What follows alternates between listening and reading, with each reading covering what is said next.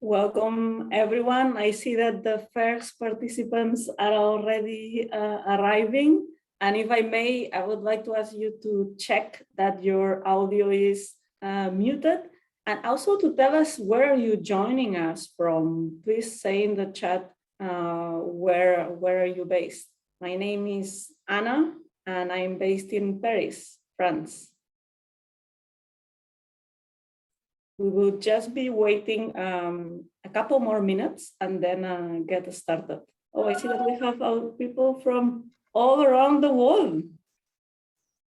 Thank you very much to all of you for joining us. Really, all countries.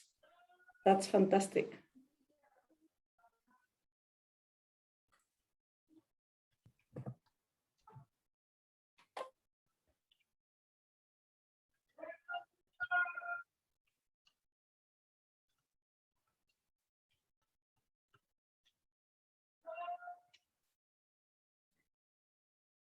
While we wait just one more minute to get started, I would like to perhaps set the rules, if I may, for this conversation. We want to make this as interactive as possible. We've invited 4 teachers to join us as panelists for a conversation, but we wouldn't like to limit the conversation to them. We hope that all of you that are in the audience will also be engaging with each other and with the panelists through the chat function. So really, let's try to find a way to make this as interactive as possible. We're already 1.5 years with this virtual meetings. I think we're all a bit fed up of all this virtuality. So let's try to interact with each other as much as possible, particularly perhaps because today's theme, today's conversation, it's about how can professional collaboration take climate action to new heights. So let's see how we can find ways to interact among your peers, your teaching peers from other countries through the chat. Perhaps it's now time to get started. My name is Ana Pons. I'm the project lead of the Global Teaching Insights at the OECD. And I would like to welcome everyone to this third conversation on teaching for climate action. This event is part of a joint initiative on climate education among the OECD, UNESCO, and Education International.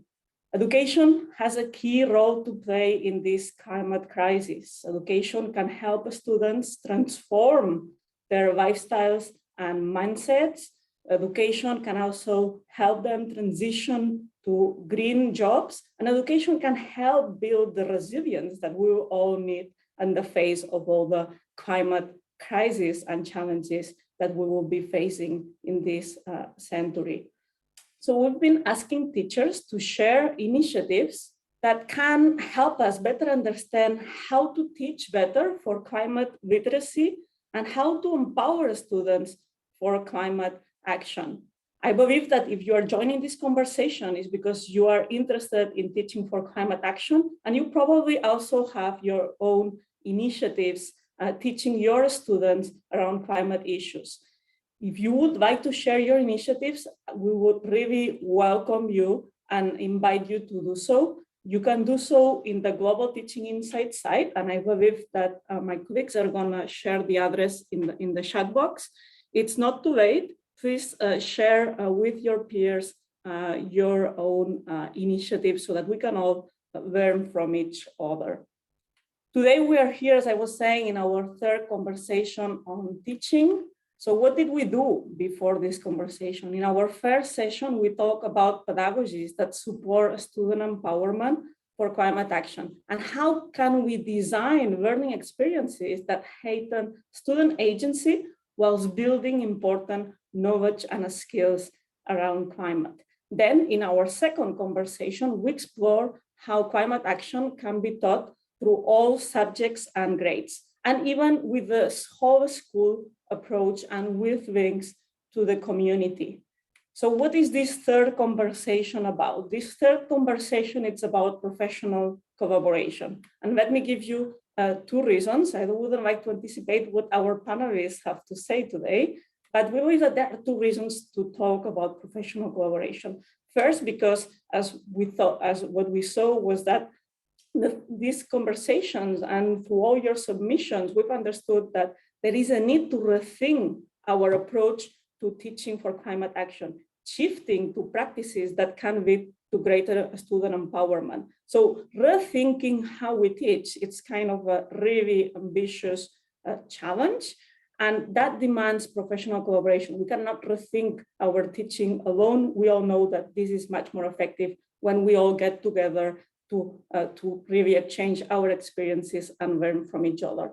And the second reason, it's the subject itself. Climate matters are by nature interdisciplinary. Climate matters are rich, complex, multifaceted. Think, for example, as issues as climate justice. There are many different angles and perspectives that could be looked and considered when looking at them. And that's why it's important to find these connections, find these patterns, and work with teachers from other departments around these issues. Actually, in our second conversation, we asked the audience whether they thought that climate education could be confined to just one subject, and 80% of the participants to that conversation said that no, that climate actions are relevant across subjects and across grades.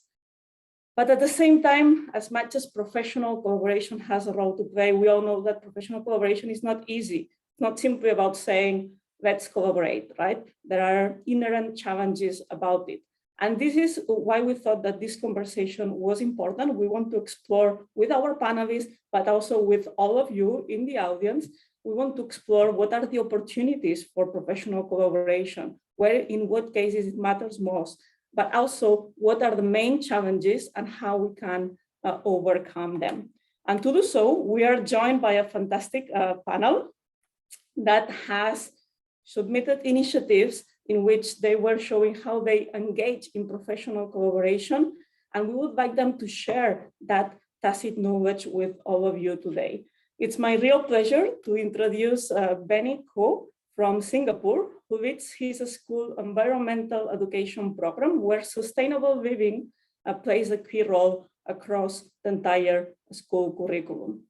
We are also joined by Maria Sapara, who with a group of teachers from Greece and Turkey work closely on a collaborative project involving 12 teachers from 7 kindergartens in Turkey, but also in Greece. And this example kind of captures the potential for collaboration not just within one school, but also with other schools and schools in other countries. We are also joined by Kan Tanashi, who is a principal at the Japanese primary school, who fostered collaboration across the school and the local community to implement really fascinating experiential pedagogies that encourage students to develop creative climate solutions, and they showcase them to the local community as well, kind of building hope for a greener future. If you haven't seen their initiatives, I would very much invite you to watch them. They are available in the Global Teaching Insight sites, and I believe that you can find all the links in the chat box. We also have with us today Valerie Lewis. Valerie is from Ireland, and she has played an instrumental role in embedding SDGs into the curriculum in Ireland, and also providing guidance and running workshops with teachers to support them to embed this into their own schools and curriculums. I'm not alone on the organizing side of this event today. I'm here with Lawrence Holdsworth, who is going to be our chat moderator. His job is actually to keep an eye to whatever you're saying in the chat and make sure that this is all well shared. And this is because we really want to make this as participative as possible. So once again, you are all invited to share your insights to share your initiatives, to share your thoughts, to interact with each other in the chat. And we would actually like to start by asking you a question. You will see that there will be a poll that will be popping up. And the question that we want to ask you is, how do you most frequently collaborate in teaching? What is the frequency of your collaboration with peers around climate action? What are the types of activities in which you typically engage with your peers? So let's see.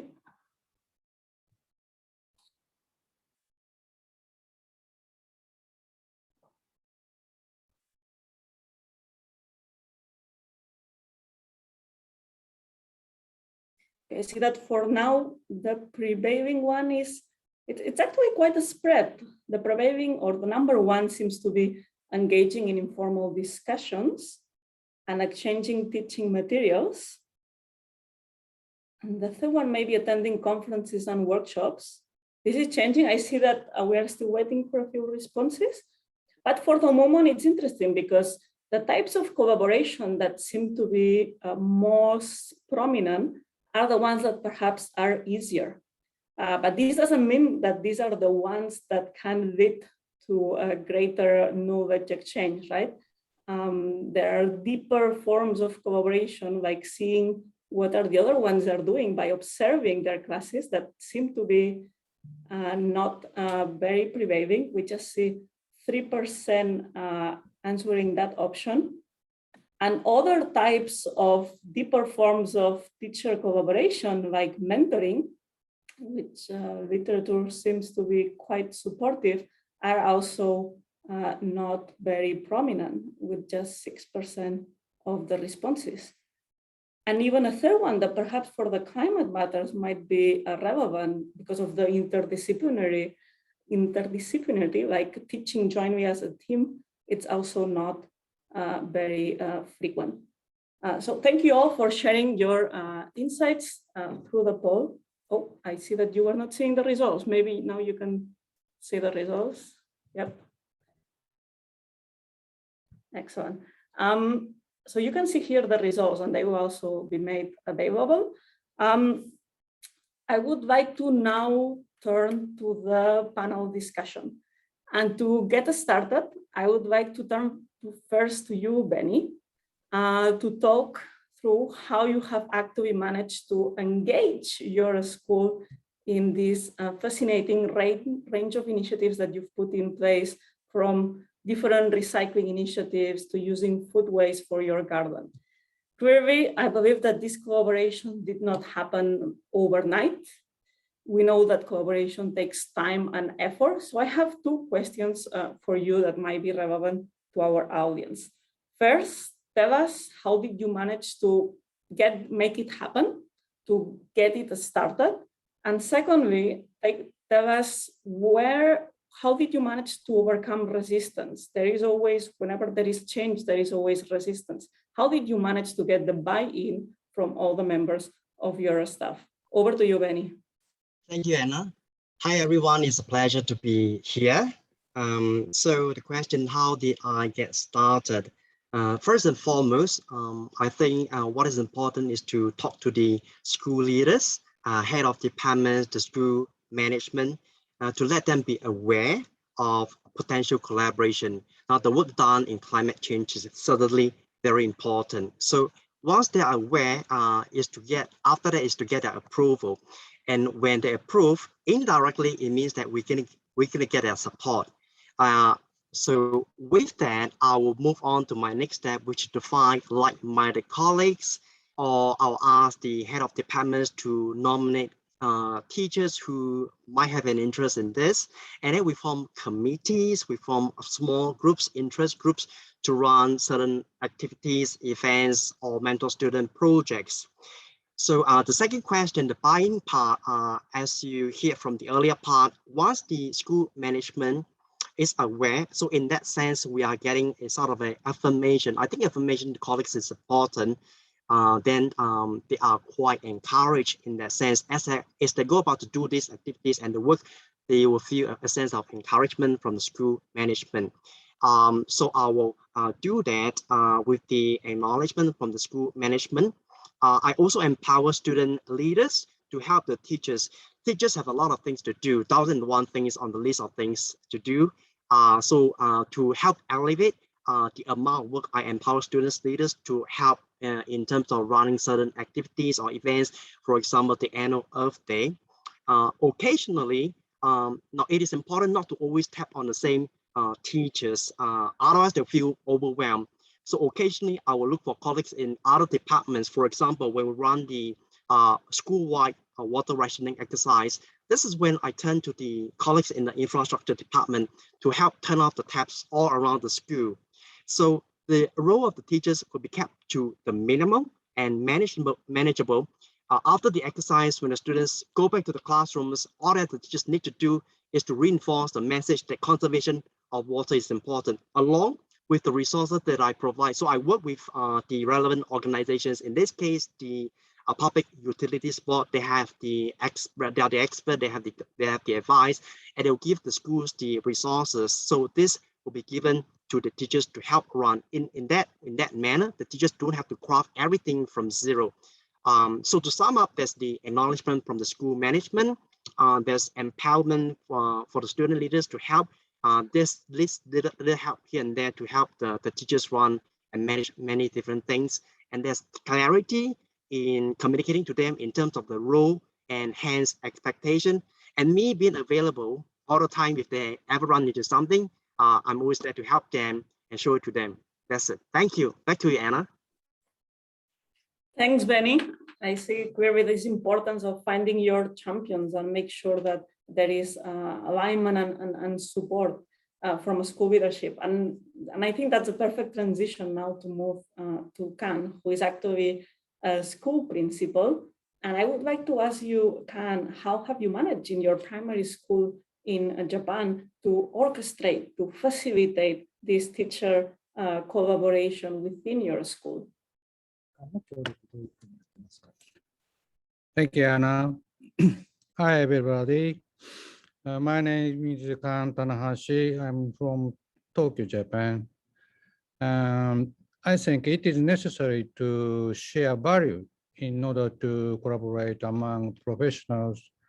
Teachers teach a lot of learning contents in order to put ESD and climate education in these learning contents. Good lesson cannot be done unless they think that ESD is necessary for their life, community, and the world in the future.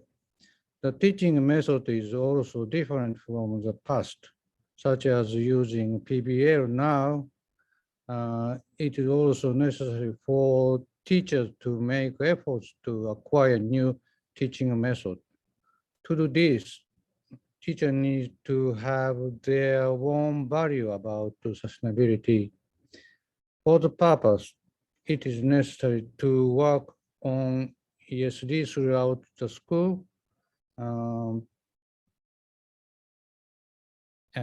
If they work on ESD under the concept of UNESCO's whole school approach, teachers can well collaborate. Even if multiple teachers are in the same grade, they can cooperate if they have common understanding and practices in ESD. To the end, I think the principal's leadership is the key. Principals should create school where teachers can discuss and collaborate and advise to the teacher to have successful experiences. In Japan, teacher education workshops are organized in every school. As more schools organize training on ESD, we can take such opportunity to support enhancing teachers' values, improving their teaching method, and motivate the principal. I think the transformation of teachers and education will help transform society. Thank you. Thanks, Kan. This is a very inspiring final tag, right? The transformation of teaching will help transform society. Or maybe I've changed it a bit, but it's really, really inspiring. And I would like now to turn to you, Maria, because I think that it will be good to also open or think of, we've been talking about collaboration at the school level, but is there a role for collaboration across schools and across borders. You've led an initiative joined with that has put together different schools in Greece, in Turkey to work together. So I think it will be fantastic to hear more from you.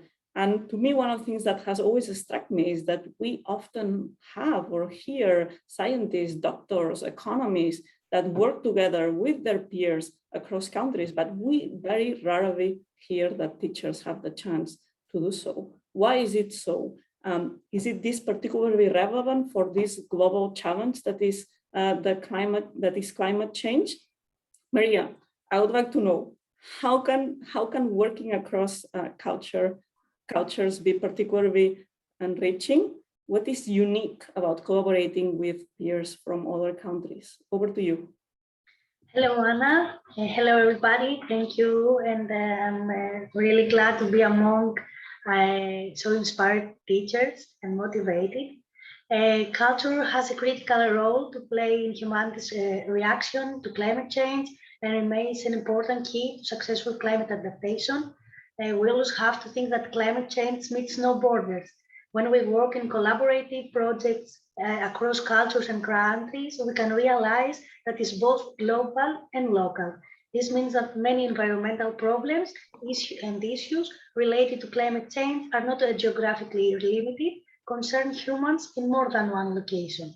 When we're working with teachers from other countries, the students are exposed to new ideas, new perspectives, and new knowledge through collaboration with their peers. Students have a better understanding of climate change, furthermore, helping us to stay in contact with the rest of the world. As teachers, when we work together and exchange best practices with our colleagues, we always have to emphasize that even if the future seems to be gray, the impact that young people have on the environment can bring about a positive challenge.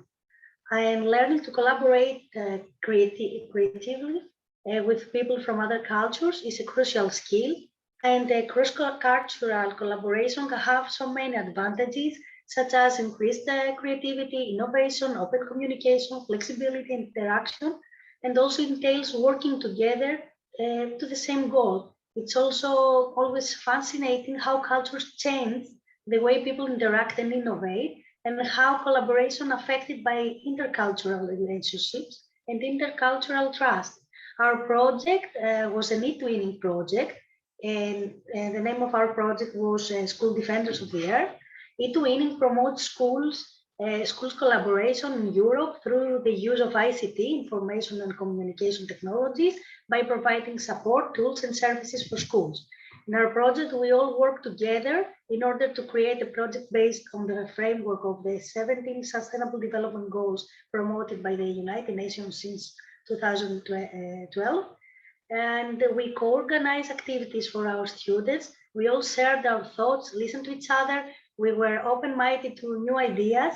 We had an active role, we interacted, we investigating, we making decisions, respecting each other and learning 21st century skills. And also it's very important that everyone was able to recognize what motivates every member of the team and recognize the contribution of each member in the team. And I have to say that Ellen Keller used to say, alone we can do so little, together we can do so much. So I strongly believe that through these cross-cultural connections and wider collaboration, we can learn together, learn from each other, find out similarities and things that connect countries, and realize that we are not alone. There are so many motivated and passionate teachers around us that want to make the world a better place to live in. Thank you so much. Thank you very much, Maria, also for a very, very inspiring end of your question. No? Alone we can do so little, together we can do so much more. And actually we would like to hear now from the audience in the chat. We have a question for you. We would actually like to ask you precisely this. What is that you wouldn't have been able to achieve without your peers? So please write your responses in the chat. Give us one example, one thing that without your peers, you wouldn't have been able to achieve. And to hear more about what's been going on in the chat and what are your responses, I would like to invite my colleague, Lawrence Holdsworth, to share whether, Lawrence, have you already seen some collaboration among teachers in the chat? What are you seeing? Hi, Anna. Thanks very much. Yeah, I think I need to give people a little bit more time because I only just posted the question. I was a little bit after you, I'm afraid. I was a bit slow out the blocks. But we have seen some really lovely initiatives coming through from people. I'd like to thank everybody that has been sharing links. So Vera and Bernard have been sharing some great links to different resources. And I think it's also good to highlight, we had a point come through from Timothy flagging how you can see some things such as the EU's Erasmus program, and what we just heard from Maria as well about how teachers are looking to try to collaborate at scale when they are given these opportunities and the support as well. As came through from Maria's answer, teachers have a huge amount to do and a huge amount of potential, and when they can be supported with some of these opportunities, they're very quick to take them. And a couple of others. Yeah, we just had the Erasmus program as well. Another online platform that is coming through in Belgium, VVOB, which I have not seen, but definitely one that I'll be having a look at afterwards. And I think Colette is also sharing multilingualism and technology for sustainable development initiative. So I see also several initiatives being shared here, which again testifies to the fact that there is a lot that is happening. There is a lot that can be shared in this field. Yeah. So what else are you saying? So please, well, I'd say to people, please keep on sharing these resources. They're things that we'll be saving in the chat and going through it later on as well. And it's great to hear how your peers have been supporting you. I'd also remind people to please submit their questions if they have questions for the panelists. We haven't heard from everybody yet because Valerie will be coming up very soon. But if you have got a question that has been spurred by anything that has been shared so far by Benny, Maria, and Can, please do put those there because we'll be coming back soon to a Q&A part of the event. Thank you, Lawrence. So now it's time to turn to Valerie. Valerie, you have 20 years of experience working with teachers in Ireland on integrating the SDGs into the curriculums. In your video that it's available in the Global Teaching Insights platform, and I invite you all to watch. I think the link will come through very soon. In your video, you actually say very clearly that we need to recognize that the schools are busy and that curriculums are overloaded. And you don't want teachers to teach climate matters as just another thing, but you actually aim that they actually integrate them and that these are integrated in all the different subjects. You did so through curriculum mapping, trying to show opportunities where this could be taught, and you are also running workshops with teachers. I would like now to zoom out and kind of think more at the system level and how can we actually support the teaching profession to further collaborate, as well as provide some practical advice to any of the teachers that might be listening to us. And to start, maybe we could imagine that there are some teachers who want to start teaching for climate action, and maybe they want to ask someone to mentor them. I would like to ask you, Valerie, what are the 3 things that you think that should definitely be in that mentoring plan? What are the 3 things that that could go into that mentoring plan? Thanks, Anna, very much. And it's been great to listen to the other participants and hear some common threads in our own programme in Ireland, as well as what is going on in other jurisdictions. And as you mentioned at the start, climate action and climate justice, it's big. It can be a big concept for people to get their heads around. And in acknowledging that, I suppose our programme, and certainly the Take One programme, but also across jurisdictions, is about how do you help people along? And in thinking about those 3 things, I mean, there are lots of things to do, but I think I would start with checking first where you're at already. I think schools and teachers and organisations and jurisdictions might be quite surprised to see that there's things happening aligned to climate justice, interwoven throughout the school, both in the formal classroom and in non-formal areas, and start maybe with a little bit of congratulations for ourselves and saying we are doing something, but there is more we can do. So that, I think, would be my first tip, is look at where you're at now. The second one aligns to what you mentioned there about embedding and looking at how can we move away from climate action, climate justice learning being something that's additional. And in looking at the Take One program, it was trying to assist our schools to do that, and it was embedding it aligned to learning outcomes or learning objectives within subjects, because all teachers have to cover particular content and curriculum. Depending on what country you're in or what Department of Education you are, you have your learning outcomes, learning objectives, and we use like Maria, the lens of the Sustainable Development Goals and mapping the learning outcomes and objectives to those. And again, we might be surprised at how much is there, both explicitly but maybe implicitly. So that would be the second, would look at a method of embedding. And then the third one is very aligned to something that Benny mentioned a few moments ago about trying to encourage engagement across the curriculum from teachers. It can be difficult when you are the lone voice in a school or the single champion, and it can be exhausting watching everybody's recycling and turning off everybody's taps. So encouraging, particularly in subject areas that might not be obvious. We look to citizenship, or we look to geography, or we look to certain subjects that seem more obvious to learn about climate action. But again, we'd say something like mathematics, data gathering. How do we use data to improve environments, living conditions? How do they inform planning? You look at something like the arts, sustainable materials, recycling, etc., modern foreign languages. How do other countries report? So I think there's a lot of it there. Those are kind of the three tips. And in that approach as well, they also reflect for students a collective response. And we know student voice is so important. So it highlights for them across the curriculum that everybody, back to that lovely quote, we're in it together. Thank you very much, Valerie. And actually, before moving to the second question that I have for you, I would like to ask you to follow up. Could you give us kind of one example of a subject area that maybe a teacher didn't thought that the climate matters could be embedded there, and through your mapping, you show that could be aligned in there? Could you give us one specific example so that it comes more clear?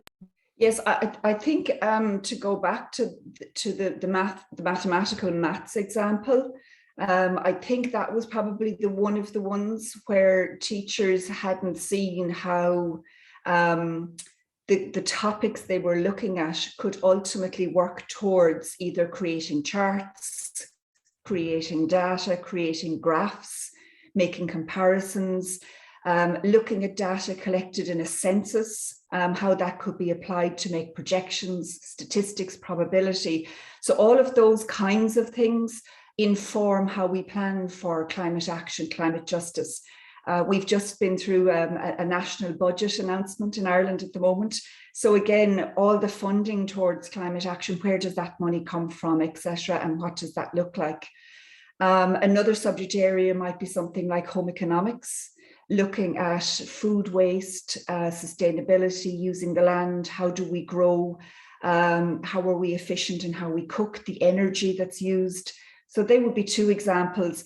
But the Take One program, it was probably the first thing I did. I went through every subject area because I did feel that some teachers might say this might not apply to me. But in actual fact, we found that once you looked at the learning objectives or the learning outcomes, it was possible to map it to the Sustainable Development Goals through that method. Thanks. And actually, I see that Sandrine in the chat is also saying that she's a language arts teacher, and she also integrated it in her course. So it can be integrated in any course, as you're saying. I also want to ask you, in your video, you also say that in your trainings for teachers, you require at least one member from the school leadership team to participate in the training. Why is that important? And perhaps even more generally, and building upon what Can and what Benny were saying before, what are the conditions that you would expect, or how can a school leadership enhance and facilitate collaboration at the school level? Yeah, thanks, Anna. That's a very interesting question. The research will tell us that once we involve school leaders in participation and training, that it has a very positive impact on student learning. So that's probably the research piece that's important, but at a practical level, encouraging principals to come along, we try and move away from this is yet another thing you have to do. And the Take One program in particular uses the language and highlights areas where we move from policy to practice. So the principal is very much influenced by the policy and by the challenges and by the works that they have to do and engage within the classroom. So we look at where does that meet? Where do the two of those meet in terms of why are you doing climate action and where does it align to what you have to do in order to engage with your school? And obviously for the teachers involved, it's really important for them to see that the school leadership is engaged in this. So we try and make it very unburdensome. So what we do is we include the teachers in the collaborative learning space and in that professional space. Use common language so that it is part of their work plan, but also the program maps to, we have school planning, which our schools are required to do. So we use that language and we use sustainability as the lens through which they can plan. So if they're looking at long-term leadership and management plans, we suggest that global citizenship, sustainability, and ultimately climate action are part of that. And also as well, they can use climate action, sustainability, global learning in terms of their measurement and evaluation and use that language as well. And what's really important is that it includes all students. And that's really beneficial for our school leaders. So it's not just the motivated student, but it's very much about the mantra of the Sustainable Development Goals and leaving no one behind and being inclusive from the leadership down to the individual class student.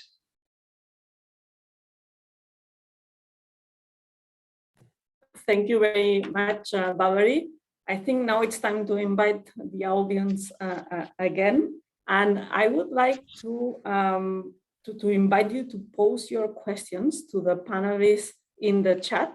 We will be able to ask questions to the panelists in a second.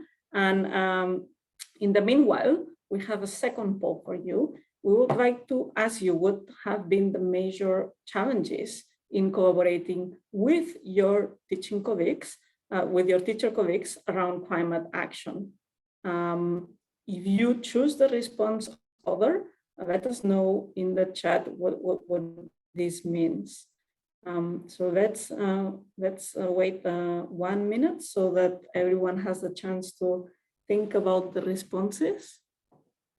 And then I will invite Lawrence to tell us what has been said in the chat and also to pose any questions that we might have from the audience.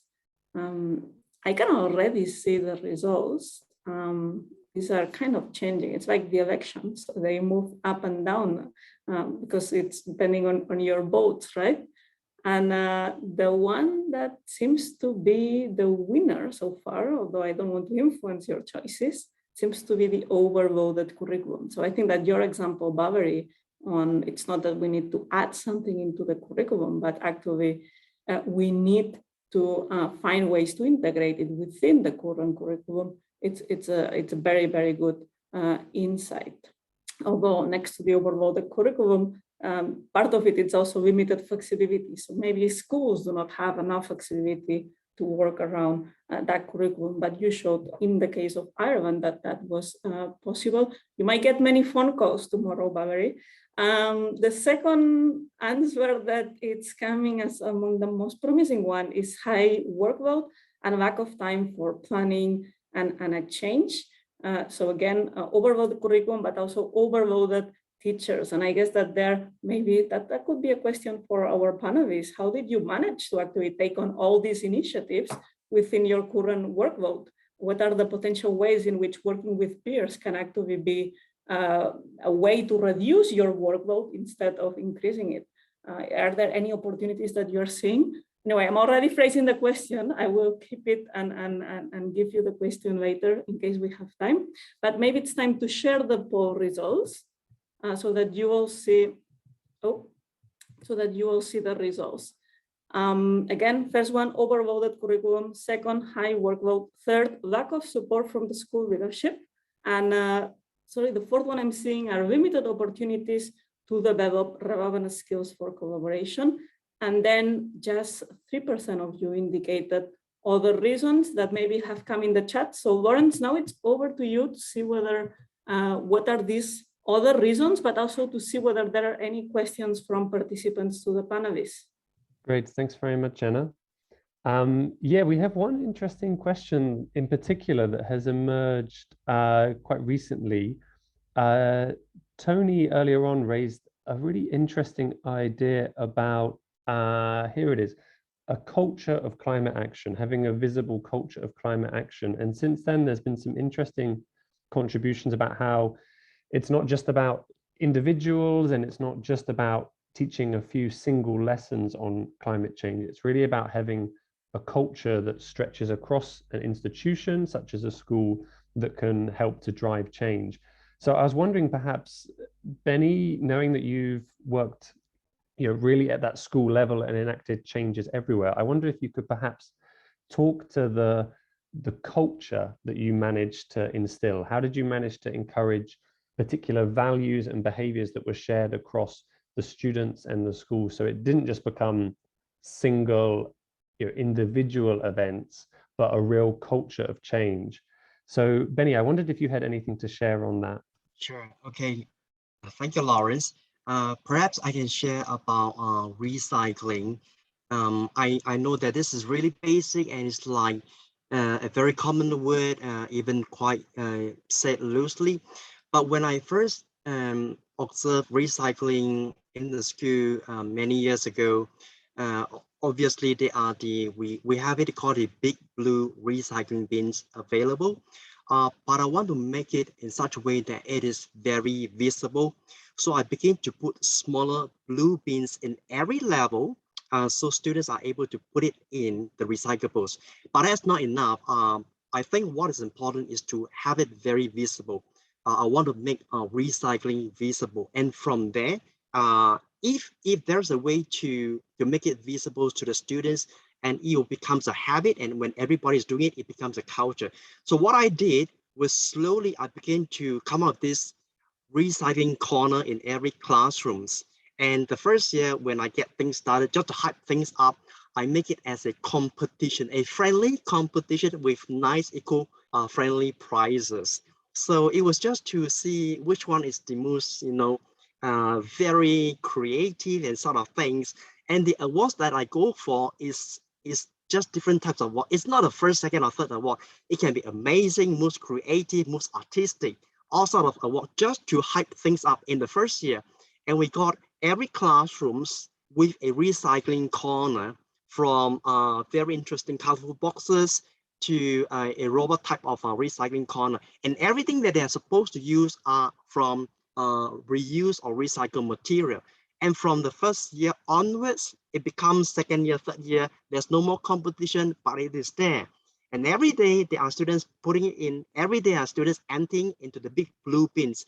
So from a few big blue bins in the school to a smaller blue bins in every level to a recycling corner in every classroom. So it becomes a habit, from the personal habit to a culture in the school. So this is how I got started. I want to make it visible. When it's visible, people remember, hey, this can be recycled, and I'm going to put it in.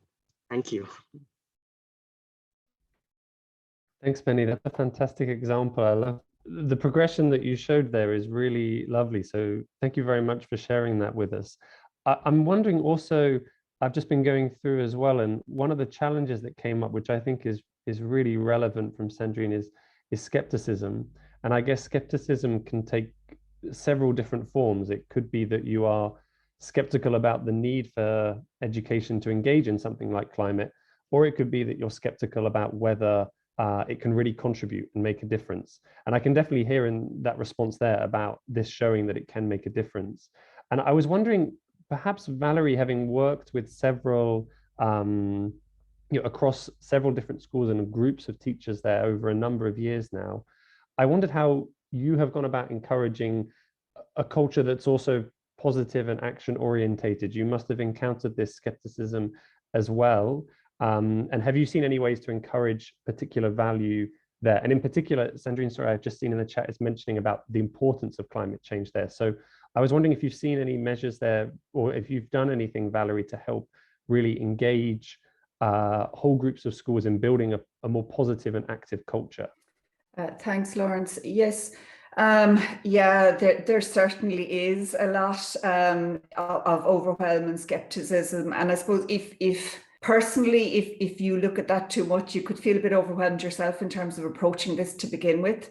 And I think certainly I found in our sector and working with our schools it was that overwhelm piece. It was, where do we start?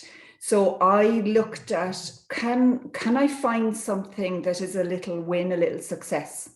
And I see from the chat as well, a lot of that argument came on the big corporations and what impact can I have, etc. And I suppose I steal from the Stoics and say, if not me, who, and if not now, when? And I know that seems very flippant, but we do need to start somewhere. And I think I found my response from the schools was, I had done a lot of background work in terms of aligning and embedding in the language. And in I suppose, putting evidence to saying, this is not an additional, this is not more work, you are actually doing quite a lot of this already, because it's everywhere. And as somebody pointed out, COVID has pointed out that to us. This is about being inclusive, and it has to move away from that small cohort of students and individuals that are passionate and trying to reach every student and every teacher. So it's really about encouraging successes and saying, if you do one small bit and then watching those small bits join together and then seeing the schools have success. And also, rather, I suppose, in a cheeky way, we encouraged our schools to show off a little bit about what they were doing. And okay, you can argue it may not seem to have a huge impact, but to showcase that students had, like Benny said, collectively engaged in recycling, or had created a school garden, or had worked across the curriculum and collaboratively, or maybe picked one sustainable development goal. Because there's so much overwhelming, and we kind of tend to say what schools aren't doing and all of the things they're not fixing. So I think it's about supporting those little successes as well where possible, and using that to build momentum.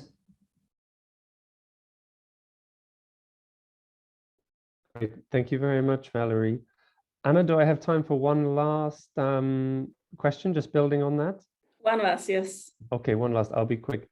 I'm curious, and I think that's a lovely point, Valerie, about building momentum and celebrating successes, and also this unique moment as the situation around the pandemic starts to evolve still further. I was wondering, Maria, you already have a very established process of collaborating, and I'm curious for what is going to come next for you with your collaborating. What are you hoping to do in the future, and how to build further forward with your successes?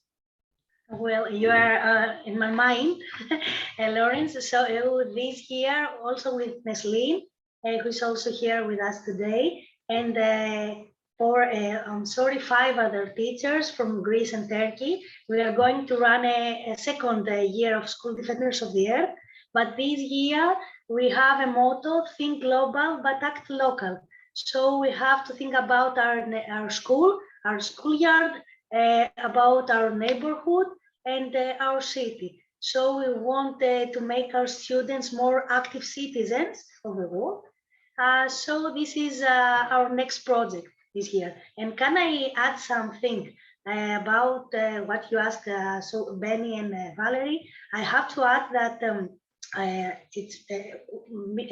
a kindergarten teacher, so it's very important for us to learn children to learn about climate change from kindergarten, because studies show that when children learn about climate change from kindergarten, their parents become more concerned about this issue, and In our eTwinning project, part of that was implemented through distance learning due to COVID, and we try to engage the whole families in many of our activities. So I believe that it's very important to try to implement parents and the whole family in these initiatives. Great, thank you very much there, Maria. That sounds lovely, and a lovely think global, act local. I think that's a really great slogan. I'm handing back over to you, Anna, as I think that's all that we've had mainly from the chat so far, and I'm conscious of time as well. And my apologies to those questions and fantastic points that we haven't got to yet, but to everyone, please keep sharing your resources and keep contributing in the chat. We will be saving this and going through it later on. Thanks, Lawrence. And yes, it's great this point that Maria made, that it's not just across subjects, but also across grades, starting from kindergarten. I have one last question for the panelists. We've just seen this poll with the main obstacles or challenges to greater professional or teacher collaboration around climate issues. I want to ask you whether you have any strategy or advice or tip that you would like to share from your own experience on how to overcome them. We've talked a lot about issues around the curriculum, with example that Barbary gave, but there is this second one, this one that came second, that many of the participants indicated as a big obstacle, which is the lack of time. This notion that collaborating with peers takes time from us. And I wonder, do you have any example, any initiative that you've done that where collaborating with peers has actually helped you save time as opposed to take time from you? Do any of you have any example to share? Are also the people in the audience, if you have also any examples, share them in the chat. Who wants to take the floor? I'll try. Go, Benny. Okay. All right. Thank you. Okay. So one of the things that we try to overcome, that I understand the time is very challenging, was that we factor in a time slot in the timetable. So what happened is that in the teacher's timetable, we have something like, we call it the professional development. And it is a little bit flexible. We can meet for the committee members to discuss what they need to do if there's some event coming up. So this is something that is put in place to sort of like give the teachers the space and the time to really do it while in school, and not everything is always after work. So this is something I think is very helpful, and we really appreciate it. And we wanted this to continue to go on. So not just one slot. If there are important meetings, we have it in the timetable. So it may last for a semester. So the next semester, we'll just turn out another timetable. But the time and space is there available for the teachers to come together and discuss and work things through. Thank you, Benny. I wonder whether there is any other panelist who has ideas to share. Maria, Barbary, can? I suppose that's again where we started in relation to that time, that collaborative piece. How do you get people genuinely collaborating, as opposed to I'll do one bit and you do another bit, and it becomes incremental?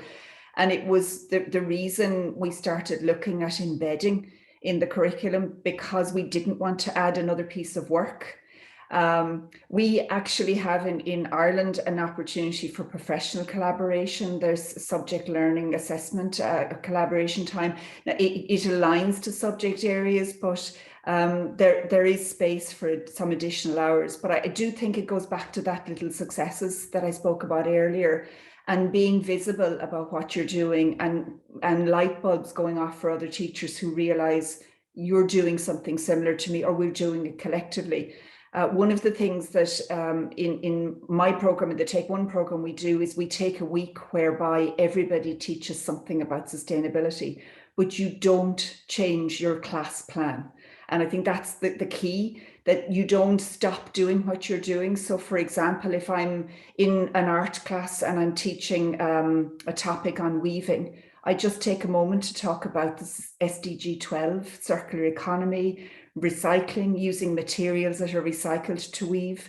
And then I showcase that amongst my peers. And if my students then leave that classroom and go to their business class and they're talking about an economic decent wage and SDG 8, slowly there's a collaboration through the classrooms that students are talking about.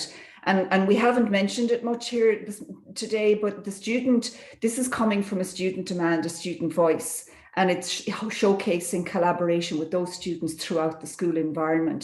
And yes, it's a little bit of work extra, but not the burden of either one individual teacher or across an addition to the curriculum. Thanks, Valerie. Indeed, that's a fantastic approach. Thank you for sharing it. And thank you as well to all the panelists for joining us today, for submitting your insights. And I would also like to thank all the audience for this, for participating in this conversation. And it's clear to me, at least, that there is a lot of interest in collaborating with peers. I can already see, looking through the chat, many new opportunities for collaboration. That's great to hear. And I would also like to invite you all to share your initiatives in this Global Teaching Insight site as part of this joint OECD, UNESCO, and EI initiative. And also not just to watch initiatives like the one that Benny, that Maria, that Valerie, and that Can have shared with us today, but to engage with them. You can go there, post them questions, share your own feedback, add your own ideas. This is about teacher collaboration, as Maria was saying, can also happen at the global level. And on our side, we would like to offer you that opportunity. The conversation does not stop here. It continues in this Global Teaching Insights platform, and it will also continue, I'm very pleased to announce, during the COP26. We will be holding an event on November the 5th at 1 p.m. Glasgow time. And I invite you all to be part of that event. And if you share your insights on time, we might be able to consider your initiatives for that event. So once again, thank you very much for joining us today. And thank you as well to my colleagues, Noel Geller, Yongshan, Lawrence, that you've seen the face of, and all the rest of the team who have made this conversation possible. Thank you very much, everyone. Have a good day. Bye-bye. Bye.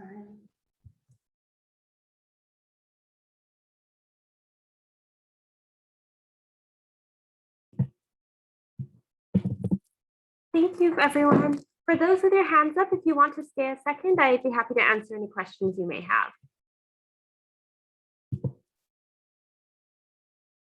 Fabian, did you have a question?